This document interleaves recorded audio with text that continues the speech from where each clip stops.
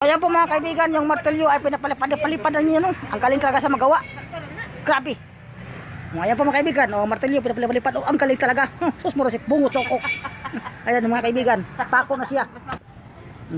Ayan no, ang galing magpukpok. Tingnan mo mga kaibigan, ang galing talaga, puro gaba.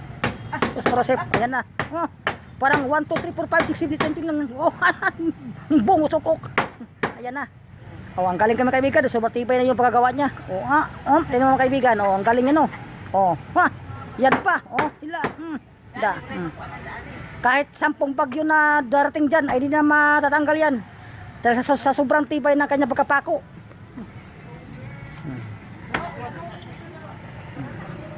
Ayan na. Pako na naman siya ngayon. At tadda sa pako ang kanyang poste, no? Napuro na. Napuro na pako mga kaibigan. Ayan na.